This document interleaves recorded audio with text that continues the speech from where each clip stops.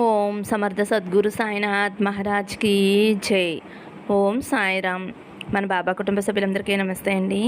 మీ అందరిపైన షిరిడి సాయినాథుని ఆశీస్సులు ఉండాలని, మీరు ఎప్పుడూ సంతోషంగా ఉండాలని మనస్ఫూర్తిగా కోరుకుంటున్నాను. ఫ్రెండ్స్, మీకు ఎటువంటి కష్టాలు సమస్యలు ఉన్నా సరే ఒక్కసారి గురువుగారిని కాంటాక్ట్ అవ్వండి. అమ్మోరు తల్లి జ్యోతిష్యాలయం, గురూజీ సుబ్రహ్మణ్యం రాజు గారు, వశీకరణ స్పెషలిస్ట్. ఫోన్ నెంబర్ వచ్చేసి 9110577660. మీ సమస్య ఏదైనా సరే, ప్రేమ, పెళ్లి, భార్యాభర్తల సమస్యలు, స్త్రీ మరియు పురుష వశీకరణ చేయబడును. చెడు గ్రహ ప్రయోగాలకు నివారణ చేయబడును. మీ యొక్క ఎటువంటి సమస్యకైనా సరే ఫోన్ ద్వారానే 24 గంటల పరిష్కారం చూపిస్తారండి. కాబట్టి ఒక్కసారి నమ్మకంతో ఈ గురువుగారిని కాంటాక్ట్ అవ్వండి. నమ్మితే గనక అంతా మంచి జరుగుతుంది. అందరికీ కూడా గురువారం శుభాకాంక్షలండి. ఈ గురువారం రోజున మన బాబా గారు మనందరికీ చాలా మంచి సందేశం తీసుకువచ్చారండి. మరి మన బాబా గారు ఏమంటున్నారంటే, తల్లి, నీ నుదుట రాత మార్చబోతున్నానమ్మా. ఇక నుంచి నీ జీవితం అద్భుతంగా ఉండబోతుంది. నీ ముఖంలో సంతోషం కలుగుతుంది. వెంటనే నా నుదుటిని కానీ, నా చిరునవ్వుని కానీ తాకు తల్లి అని అయితే మన బాబా గారు మనందరి కోసం మంచి సందేశం తీసుకువచ్చారండి. మరి మన బాబా గారు ఇలా ఎందుకు చెబుతున్నారో ఆయన మాటల్లోనే తెలుసుకుందాము. చిన్న రిక్వెస్ట్ ఫ్రెండ్స్, మన వీడియోస్కి అయితే ఒక చిన్న లైక్ ఇవ్వండి. ఫస్ట్ టైం చూసేవారైతే మన బాబా భక్తి ఛానల్ తప్పకుండా సబ్స్క్రైబ్ చేసుకోండి. శ్రద్ధ సబూరి అని కామెంట్ చేయండి. ముందుగా అయితే బాబా గారి చిరునవ్వును తాకిన వారి గురించి అయితే ఇలా చెబుతున్నారండి. నా చిరునవ్వును తాకిన నా బిడ్డ ఎవరైతే ఉన్నారో, తల్లి, నీ జీవితంలో సంతోషాలు, ఆనందాలు, నవ్వులు పువ్వులుగా విరబోయబోతున్నాయి తల్లి. బాబా ప్రతిరోజు కూడా మీరు ఇలాగే చెబుతున్నారు, కానీ నా జీవితంలో ఎటువంటి మార్పు కూడా కనపడటం లేదు. కష్టాలు పడుతూనే ఉన్నాను. సంతోషం కోసం, ఆనందం కోసం ఎదురు చూస్తూ ఉన్నాను. పాదాలను ఆశ్రయించాను. ప్రతి క్షణము కూడా మిమ్మల్ని వేడుకుంటున్నాను. మీ పూజలు చేసుకుంటున్నాను. మీరే దిక్కని నమ్ముతున్నాను. అయినా సరే తండ్రి, నా జీవితంలో ఎటువంటి మార్పు రాలేదు. కష్టాల మీద కష్టాలు వస్తూనే ఉన్నాయి. సమస్యల మీద సమస్యలు, ఇబ్బందుల మీద ఇబ్బందులు పడుతూనే ఉన్నాను. మీరు చెప్పే సందేశాలన్నీ వింటున్నాను, కానీ నా జీవితంలో మార్పు కనపడటం లేదు బాబా. నాకు ఈ జీవితం ఎందుకు తండ్రి? నాకు ఈ జీవితం జీవించాలని అస్సలు లేదు. చాలా బాధగా ఉంది తండ్రి. నా బాధను మీరు పట్టించుకోవటం లేదు. కనీసం మీరు నా వైపు చూడటం లేదు తండ్రి. మీరు నా వైపు చూస్తే నేను ఈ కష్టాలు ఎందుకు అనుభవిస్తాను తండ్రి? ఏ పాపం ఎరగనటువంటి కడిగిన ముత్యం లాంటి నాకు ఎందుకు తండ్రి ఇన్ని కష్టాలు ఇస్తున్నారు? ఎటువంటి కల్లా కపటం ఎరగని నాకు ఎందుకు తండ్రి ఇంత దుఃఖాన్ని ఇచ్చారు? ఎందుకు ఇన్ని బాధలు పెడుతున్నారు? మనశ్శాంతి, సంతోషం లేకుండా ఎందుకు ఇలా చేస్తున్నారు అని నువ్వు నన్ను అడుగుతున్నావు కదమ్మా. తల్లి, నేను చెప్పే ఈ మాటలు విను. నీ మనసులోని బాధంతా కూడా తొలగిపోతుంది. సూర్యచంద్రులకే గ్రహణ బాధ తప్పలేదు. మానవాళికి ఎండని, వెలుగుని, వెలుతురిని ఇచ్చే ఆ ప్రత్యక్ష దైవాలకే గ్రహణ బాధ తప్పలేదమ్మా. గ్రహణాలు వస్తున్నాయి అని సూర్యచంద్రులు రావటం మానేయలేదు కదా తల్లి. వాళ్ళ కర్తవ్యాన్ని వదులుకోలేదు కదమ్మా. అలాగే సూర్యుడికి మబ్బు కమ్మినంత మాత్రాన ప్రపంచం చీకటిగా అయిపోలేదు కదా తల్లి. మబ్బు కమ్మిన 2 క్షణాలు నీడగా ఉంటుంది. అంతే తప్ప ప్రపంచం చీకటవ్వలేదు కదమ్మా. అది నువ్వు గ్రహించాలి. ఎప్పుడైతే మబ్బులు తొలగిపోతాయో ఎండ ప్రకాశవంతంగా కాస్తుంది. సూర్యకిరణాలు యథావిధిగా భూమి మీద పడతాయి.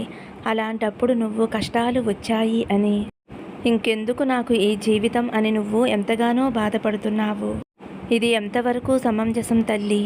సూర్యుడికి మబ్బులు ఎలా కమ్మాయో నీ జీవితంలో కష్టాలు కూడా అలా వచ్చాయి. అలాగే సూర్యుడికి మబ్బులు ఎలా వచ్చి వెళ్ళిపోయాయో నీ జీవితంలో కష్టాలు కూడా అలాగే తొలగిపోతాయి తల్లి. ఇది నీ సాయి తండ్రి ఇచ్చే సత్యవాకమ్మ. నువ్వు కష్టాలు, బాధలు వచ్చాయని బాధపడుతూ కూర్చోవద్దు. అవి నా నుండి తొలగిపోతాయి అని నువ్వు ధైర్యంగా ఉండాలి. నేను నమ్మిన నా సాయి తండ్రి నాకు సహాయం చేస్తారు, నాకు తోడుగా ఉంటారు అనే ధైర్యం నీలో అణువణువునా ఉండాలమ్మా. నువ్వు వేసే ప్రతి అడుగు కూడా నీతి నిజాయితీలతో వేస్తావు. నా ధర్మాన్ని పాటిస్తావు. బాబా అడుగుజాడల్లో నడవాలి అనుకుంటావు. ఎక్కడా ఏ కోసానా నీ చిన్న తప్పు కూడా లేదు తల్లి. అయినా ఎందుకు ఈ కష్టాలు బాబా అని అనుకుంటున్నావు కదమ్మా. ఇదంతా కూడా పూర్వజన్మ ఫలమే తల్లి. నువ్వు పూర్వజన్మలో చేసుకున్నది ఇప్పుడు అనుభవిస్తున్నావు. ఈ జన్మలో ఎవరికీ కూడా అపకారం చేయలేదు. నీకు తోచిన సహాయం చేశావు.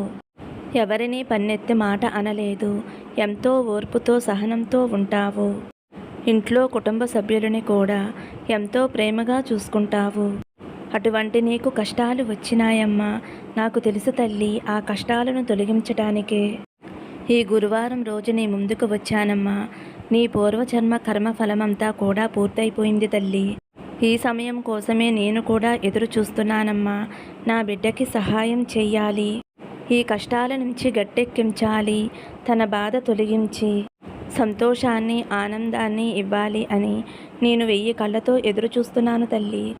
ఆ సమయం అయితే రానే వచ్చింది. నీ పూర్వజన్మ కర్మఫలమంతా కూడా తొలగిపోయిందమ్మా. నువ్వు చేసిన పూజా ఫలితాలు, నువ్వు జపించిన నా నామజపం, నువ్వు ఆచరించిన విధానం, నీ మంచితనం ఇవన్నీ కూడా నీ కర్మనంతా కూడా తొలగించేశాయి తల్లి. నేటితో నీ కర్మఫలం పూర్తయిపోయింది.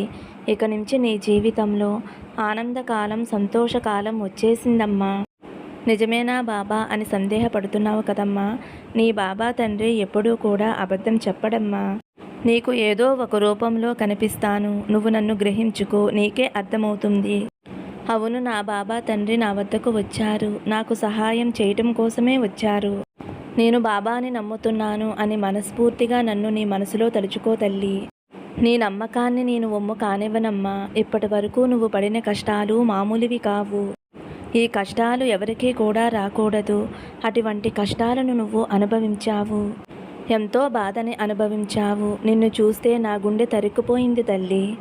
ఎప్పుడెప్పుడు నా బిడ్డకి సహాయం చెయ్యాలా అని 1000 కళ్ళతో ఎదురు చూసుకుని కాసుకుని కూర్చుని ఉన్నానమ్మా. ఇప్పుడు సమయం వచ్చింది కాబట్టే నీ వద్దకి వచ్చి సహాయాన్ని అందిస్తున్నానమ్మా. ఈ కష్టాలు తొలగిపోయినట్లేనమ్మా. ఆనందం సంతోషం ఇవే నీ జీవితంలో రాసిపెట్టి ఉన్నాయి. నువ్వు అనుభవించటానికి ఏవీ లేవు. నువ్వు అనుభవించవలసినవన్నీ కూడా అనుభవించేశావమ్మా. ఇక నువ్వు అనుభవించటానికి సంతోషాలు ఆనందాలు ఇవి మాత్రమే ఉన్నాయి తల్లి. జీవితంలో ఇవే రాసిపెట్టి ఉన్నాయి. గుర్తుంచుకో, నీ బాబా తండ్రి ఎప్పుడూ కూడా అబద్ధం చెప్పడు. సత్య ప్రమాణమమ్మా. నీ బాబా తండ్రి నీకు ఇస్తున్న సత్యవాకు. నా మీద నమ్మకంతోటి నీ జీవితాన్ని ఆనందంగా సంతోషంగా గడుపు.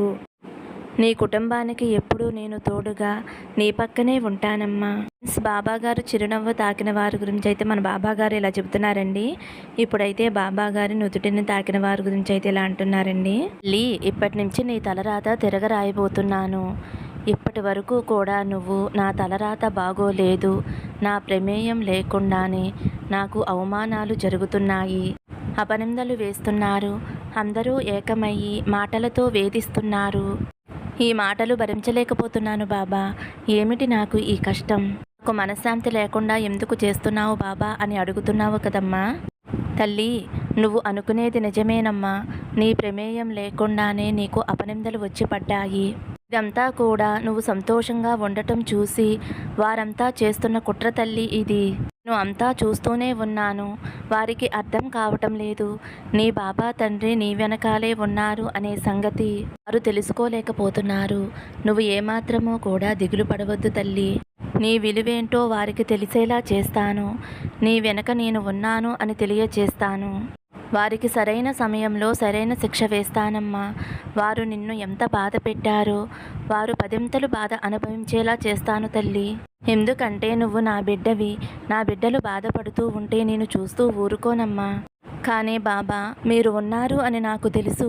ఈ నిందలు నేను భరించలేకపోతున్నాను అని బాధపడుతున్నావు కదమ్మా. నేను చెప్పేది విను. ఎవరైతే నిందలను అనుభవిస్తారో ఓర్చుకుంటారో వారు నాకు ప్రీతిపాత్రులు అవుతారు. ఎవరైతే నన్ను మిక్కిలి ప్రేమించెదరో, ఎప్పుడూ నన్నే చూస్తారు, ఎప్పుడూ నన్నే ధ్యానం చేస్తూ ఉంటారు, నా నామాన్నే జపిస్తూ ఉంటారు, నాకు సర్వస్వ శరణాగతి చేస్తారు, వారికి నేను రుణగ్రస్తుడిని.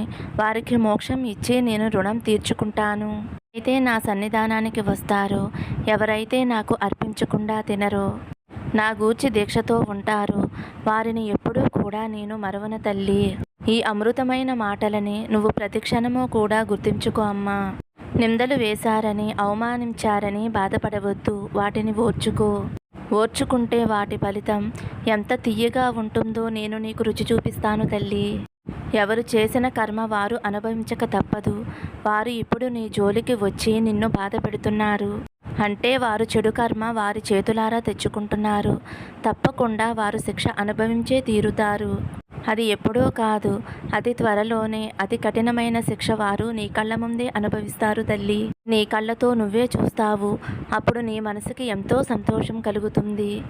నువ్వు అలా సంతోషపడటంలో తప్పు లేదమ్మా. ఎందుకంటే వాళ్ళు పెట్టిన బాధ అటువంటిది. కాబట్టి వారు అవమానించారని, నిందలు వేశారని బాధపడుతూ కూర్చోవద్దు. నిత్యము నా నామజపం చేస్తూ ఓం సాయిరామని 108 సార్లు రాస్తూ ఉండు తల్లి. ఈరోజు కూడా నన్నే ధ్యానిస్తూ ఉండమ్మా. అప్పుడు నీకు అంతా కూడా మంచే జరుగుతుంది తల్లి. చెడ్డవారి మాటలు, చెడ్డవారిని ఏమాత్రమూ కూడా మనసులోకి రానివ్వద్దు. నా నామమే నీ నాలికపై ఉండాలి. నా రూపమే నీ కళ్ళల్లో ఉండాలి తప్ప చెడ్డవారి మాటలు, చెడ్డవారిని ఏ కోసానా నీ మనసులోకి రానివ్వద్దు తల్లి. అప్పుడే నీ మనసు ప్రశాంతంగా, శాంతంగా, ఆనందంగా ఉంటుంది తల్లి. నువ్వు కోరుకున్నటువంటి కోరికలు తీరి సంతోషంగా ఉంటావు. నీ జీవితమంతా కూడా ఒక శుభకరంగా మారబోతుంది. నమ్మకం ఉంది కదా తల్లి. ఇక నుంచి నువ్వు ఆనందంగా, సంతోషంగా ఉండు. సదా నన్నే ధ్యానిస్తూ ఉండు. నీ తలరాత ఎలా మారిపోతుందో నువ్వే చూసి ఆశ్చర్యపోతావు తల్లి. నా జీవితంలో ఇంత మంచి మార్పు ఇచ్చినందుకు నీకు ధన్యవాదాలు బాబా అని నా సన్నిధానానికి వచ్చి నాకు కృతజ్ఞతలు చెప్పుకుంటావమ్మా.